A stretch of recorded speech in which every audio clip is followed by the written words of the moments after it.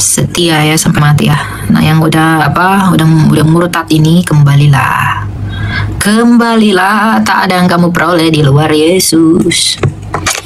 Tidak ada yang kamu dapatkan di luar Dia. Wahai manusia, apakah yang bisa kau lakukan tanpa Dia? Tidak ada. Tidak ada.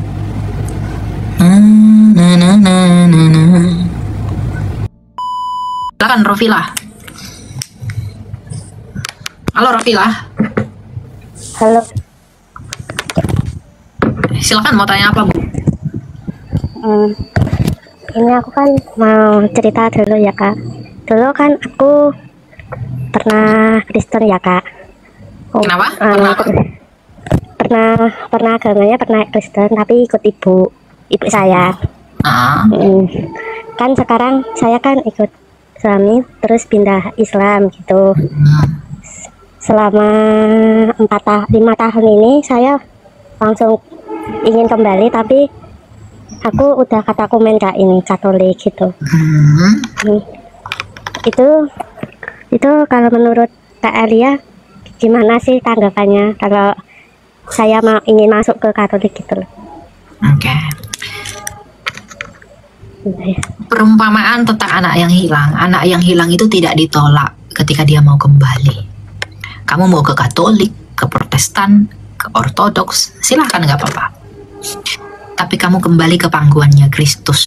Sadar itu salah, kamu harus kembali kepada Tuhan. Tanggapan saya, ya saya senang kamu mau kembali. Semangat buat katekumennya, belajar terus, sampai kamu meneguhkan imanmu, sehingga tidak ada lagi alasan buat kamu untuk meninggalkan Yesus. Gitu ya. Ya Kak, soalnya kan saya udah ngomong sama ibu saya gitu. Bu, saya ingin kembali tapi ke Tuhan gitu. Tapi aku ingin masuk ke Katolik gitu. Ya nggak apa-apa gitu katanya. Tapi udah diizinin sama suami atau belum gitu. Udah, tapi suami nggak mau ikut. Maksudnya nggak mau ikut ke agama Katolik gitu. Ya nggak apa-apa kan, kalau masuk itu kan nggak ada paksaan gitu ya Kak. Ya nggak apa-apa. Jadi kembali, kamu semangat belajar, dan ketika kamu sudah belajar Kristen, kamu harus lebih memiliki kasih. Ya, kamu kasih suamimu dengan segenap hatimu, kasihi orang tuamu. Kamu tunjukkan inilah ajaran Yesus itu, yang dengan cara itu kamu bisa menginjili suamimu, kamu bisa menginjili keluargamu dan lain sebagainya. Ya, jadi semangat belajar dalam Tuhan sampai kamu teguh. Oke? Ya Kak, salam kenal ya Kak. Ya, salam. Makasih. Berkati Makasih ya Kak. Sama-sama.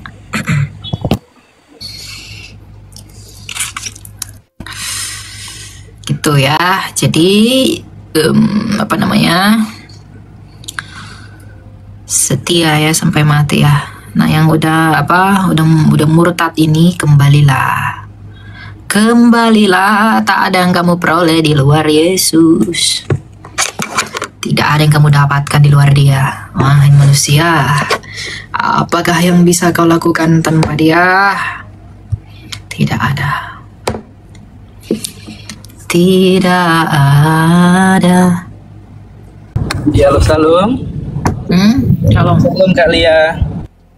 Ya, silakan. Apa? Ada yang sedikit saya ingin tanyakan Kak Elia. Jadi tentang bahasa roh Kak Elia. Jadi selama ini kan saya yakin, percaya, nyaman ibadah di tempat yang saya jalani saat ini. Tetapi ketika saya mendengar bahasa roh itu, timbul saya sedikit keraguan. Itu bagaimana Kak Elia ya? Apa yang membuat kamu ragu dari bahasa roh?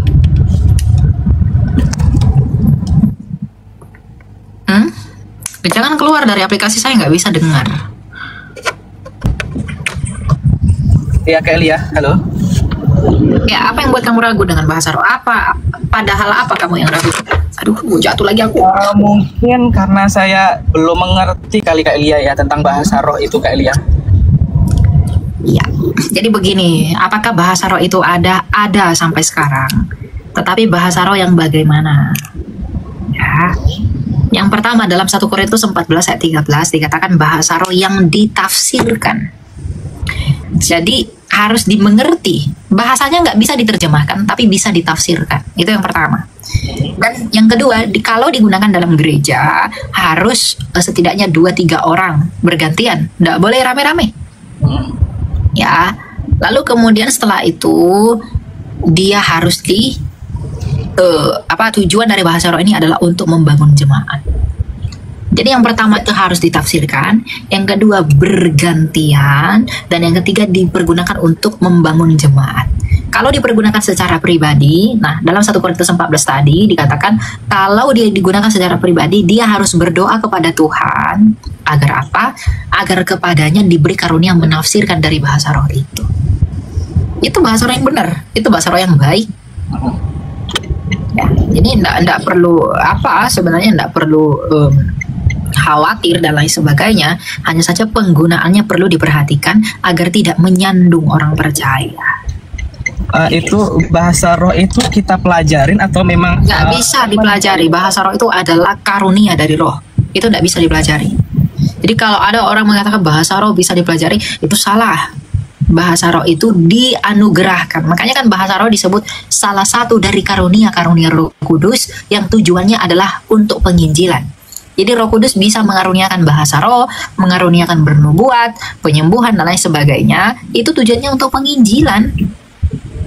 Ya, dan jadi kalau ada kursus bahasa roh itu pasti palsu. Itu pasti salah.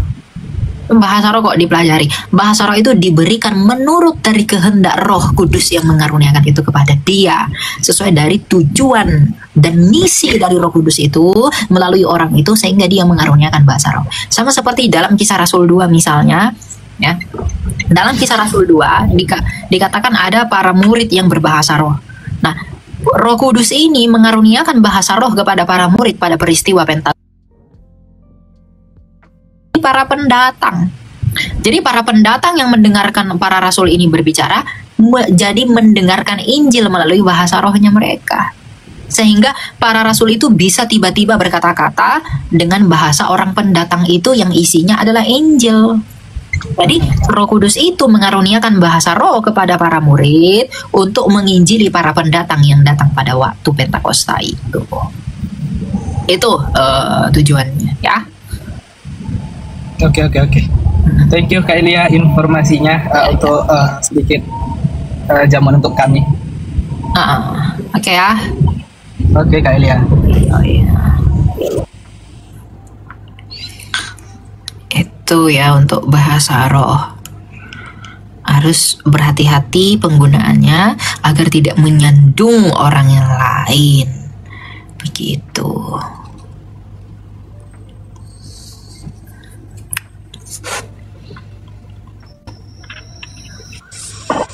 Silakan Regina. Halo?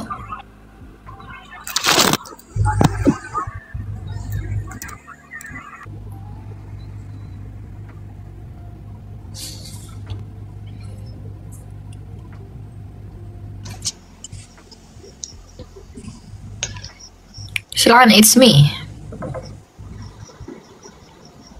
Halo? Kok nggak ada ya?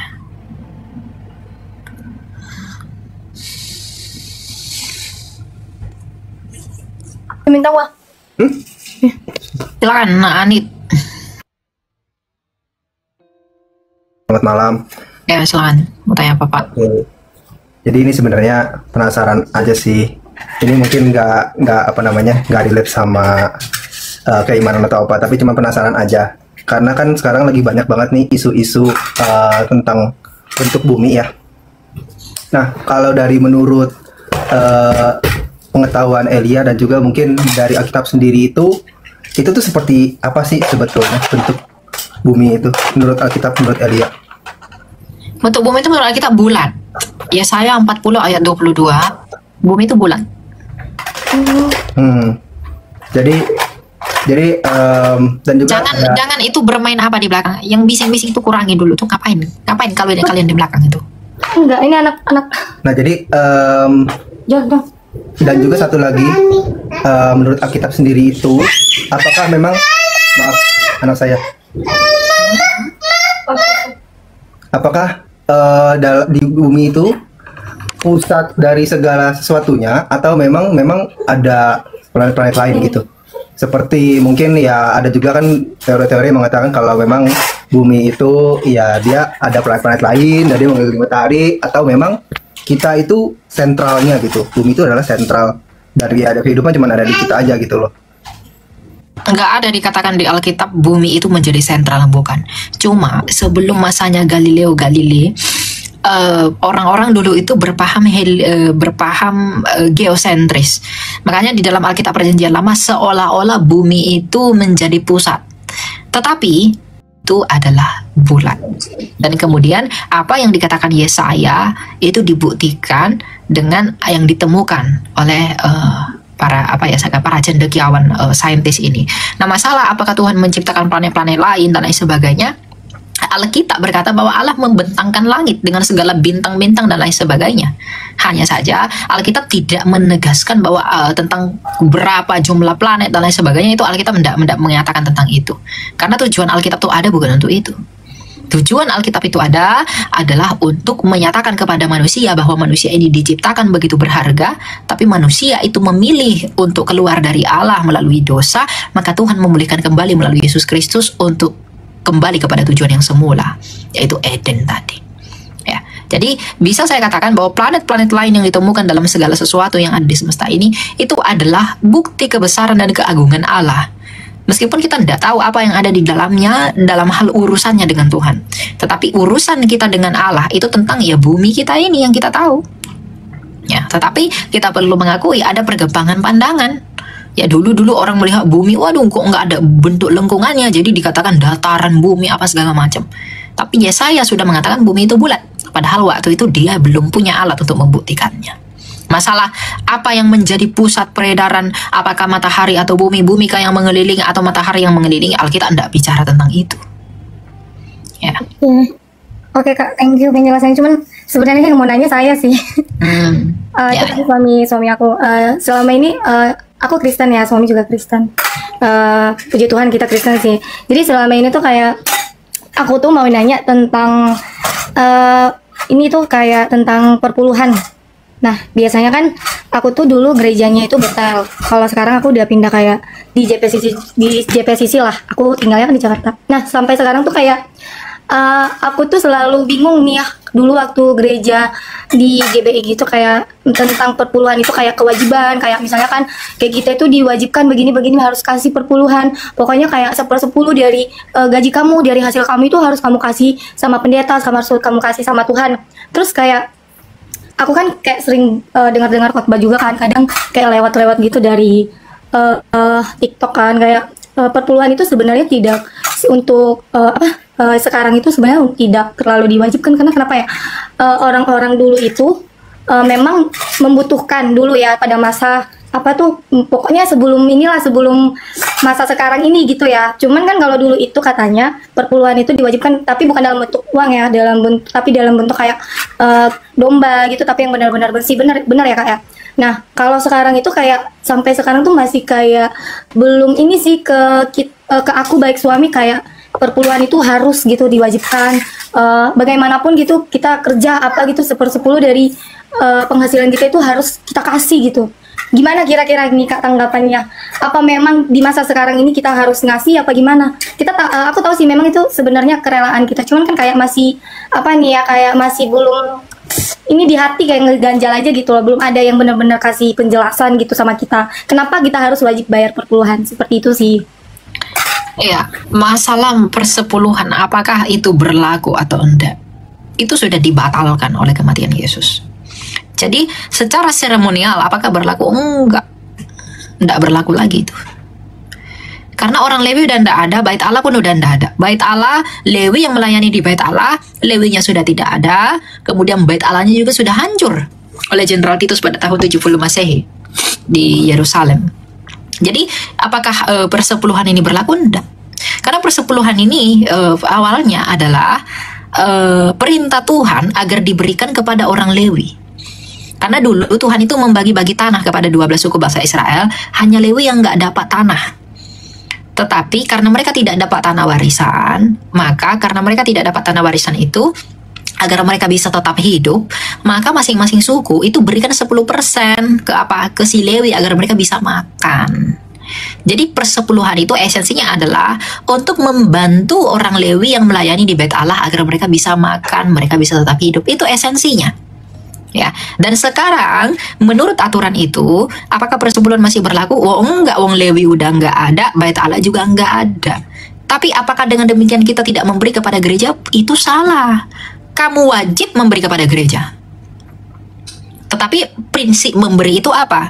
Dalam 2 Korintus 9 ayat 7 dikatakan, hendaklah masing-masing memberi menurut kerelaan hatinya, jangan dengan sedih hati atau karena paksaan, sebab Allah mengasihi orang yang memberi dengan sukacita.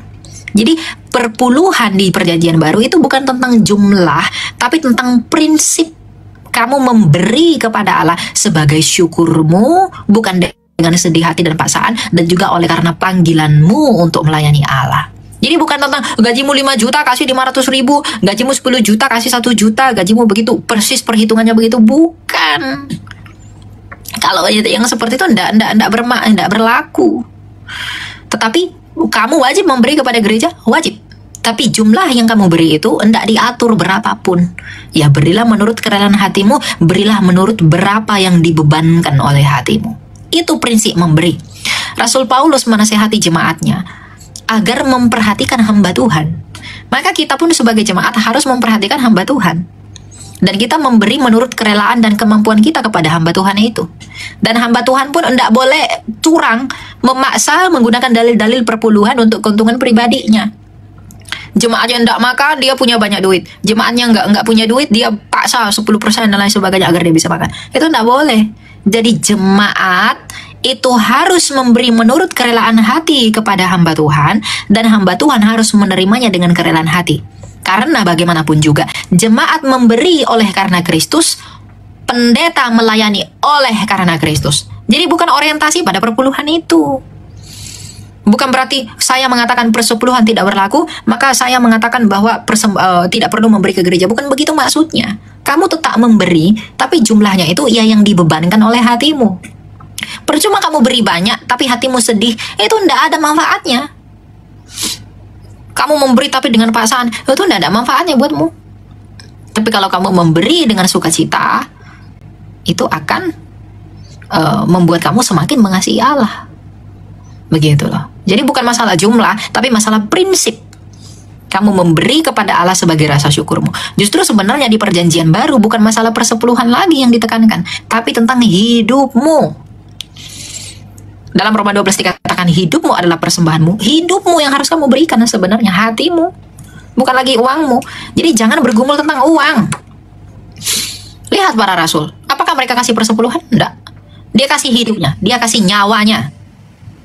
Jadi sebenarnya persepuluhan itu bukan menjadi masalah lagi buat kita. Kalau kita tahu makna sesungguhnya dari persepuluhan itu yang adalah kerelaan hati. Jadi nggak ada gunanya orang kasih duit banyak ke gereja, tapi dia tidak memberi hatinya untuk Tuhan, tidak memberi hidupnya untuk Tuhan, itu nggak ada gunanya. Demikian juga orang yang berkecukupan tapi tidak mau menolong gerejanya, menolong hamba Tuhannya, itu pun tidak akan menolong. Karena kalau kamu mengasihi, kamu akan saling merangkul. Bahkan nyawamu pun kamu beri untuk Tuhan. Jadi jangan pusingkan soal jumlah, tapi berilah hidupmu untuk Tuhan. Itu yang terpenting. Ya, jadi berilah kepada Tuhan. Tidak perlu diatur-atur berapa persen, harus sekian, enggak. Berapa yang dipanggil agar kamu memberi, berikanlah demikian. Dan kalau ada saudara-saudaramu yang lebih membutuhkan, kamu boleh beri kepada mereka. Ada saudaramu mungkin, atau ibumu, bapakmu, ya, atau keluargamu yang kurang berkecukupan, kamu beri kasih, persembahanmu boleh kamu berikan kepada mereka. Karena belas kasih, keadilan harus dijunjung tinggi. Gitu. Ya, karena tujuan persembahan kepada Allah itu demikian. Kan Tuhan Yesus pernah bilang, kamu memberi aku pakaian, kamu memberi aku makanan dan lain sebagainya. Lalu murid bertanya, kapan kami memberi itu? Kalau kamu perlakukan seperti itu kepada orang lain, kamu sedang perlakukan kepadaku. Jadi kalau ada keluargamu kesulitan, kalau ada temanmu yang kesulitan, lalu kamu memberikan persembahanmu kepada mereka, kamu sedang berbuat bagi Tuhan. Jadi memberi kepada orang lain dengan memberi kepada gereja itu sama-sama berbuat bagi Tuhan. Dan hamba Tuhan pun harus menerima prinsip itu. Kenapa? Karena hamba Tuhan itu melayani bukan untuk duit. Jadi kalau ada hamba Tuhan yang memaksa-maksa begitu tuh untuk duit terus, itu tidak benar. Hamba Tuhan tuh harus seperti rasul. Mau dia dapat duit atau tidak dapat duit, dia percaya tetap melayani Tuhan. Duit itu tidak merubah statusnya dia, tidak merubah semangatnya dia, tidak merubah prinsipnya dia. Ya, jadi hamba Tuhan pun tidak boleh berorientasi pada uang, namun jemaat pun harus berpikir tentang hamba Tuhannya, apalagi yang mengajar dengan baik. Jadi di sini bukan lagi tentang hukum-hukum, tapi tentang kasih. Jemaat, kita mengasihi hamba Tuhan mengasihi kita. Kita mengasihi hamba Tuhan, kita mengasihi gereja dengan mempedulikan mereka. Gereja dan hamba Tuhan mempedulikan kita dengan mengajar kita dengan benar, merangkul kita tanpa pandang bulu. Itu poinnya. Ya. Selama ini bukan aku nggak mau ngasih atau apa, cuman kayak satu juga alasan karena aku kan dulu berapa tahun tuh, hampir belasan tahun kan di GPI. Jadi mungkin aku berdosa juga ya karena keluar, karena pendetanya tuh setiap kayak misalnya nih ya akhir bulan atau awal bulan gitu kayak nyinggung, kalian ya kalau misalnya kalau misalnya kerja punya penghasilan itu buat Tuhan gini. Jadi ini gimana ya, hamba Tuhan selalu bahas duit. Bukan hanya perpuluhan sih, kadang-kadang dia kayak kadang-kadang nih hamba Tuhan pendeta nih ngomong bukan hanya perpuluhan tapi kayak ucapan syukur lah, uang apalagi tuh. Dulu tuh pernah kayak aku habis dibaptis gitu, ada lagi uang ini tuh kayak terima kasih gitu. Jadi kayak benar-benar itu tuh kewajiban gitu, harus kita kasih gitu Kak. Bukan hanya berbulan aja sih, kayak ucapan syukur itu wajib semua. Jadi kayak benar-benar aku sama suami kayak tertuduh bertanya-tanya, terus ini tuh yang mana yang benar sih. Di satu sisi tuh ada gembala hamba Tuhan bilang itu enggak wajib atau itu bukan patokan lagi. Terus di satu sisi pendeta begini kayak harus begini, bahkan kayak mama aku aja gitu kan, kayak mama aku sama papa aku gitu kayak nekenin gitu. Nah, kamu harus kasih ya pendapatan kamu sama suami itu 10% itu tuh kamu harus pisahin buat hamba Tuhan. Harus, nggak boleh enggak. Kalau kamu misalnya nggak kasih, kamu berdosa sama Tuhan. Kamu tuh ini di mata Tuhan. Pokoknya kayak gitu-gitu lah. Kamu kayak bingung juga nih ya gitu, kok bisa gitu kita nggak ngasih perpuluhan jadi dosa gitu. Pokoknya prinsip yang saya ajarkan tadi itu yang harus kamu pegang. Memberi itu wajib, karena yang memberi itu lebih diberkati daripada yang menerima. Yes. Tetapi bukan masalah jumlah, hidupmu yang harus kamu beri. Kalau kamu sadar betapa besarnya pengorbanan Tuhan buka untukmu, bukan tentang 10% lagi, tentang hidupmu, seluruh hidupmu. Tuhan Yesus bilang apa ketika dia melayani? Datanglah, jual semua hartamu, ikut aku. Lalu orang kaya itu sedih kan? Karena hatinya melekat kepada uangnya. Jadi kamu, saya tidak tahu ya, kamu yang menguji dirimu. Kamu tidak mau memberi, kamu keberatan memberi, apa karena hatimu melekat pada hartamu, atau memang kamu ingin belajar kebenarannya? Saya tidak tahu itu, dan kamu tidak perlu jawab itu di sini. Kamu yang tahu, kamu yang merenungkan itu dalam dirimu dan juga dengan suamimu. Ya. Jadi kamu memberi itu jangan seperti orang kaya yang ketemu sama Yesus itu. Dia tidak mau memberi karena hatinya melekat pada hartanya.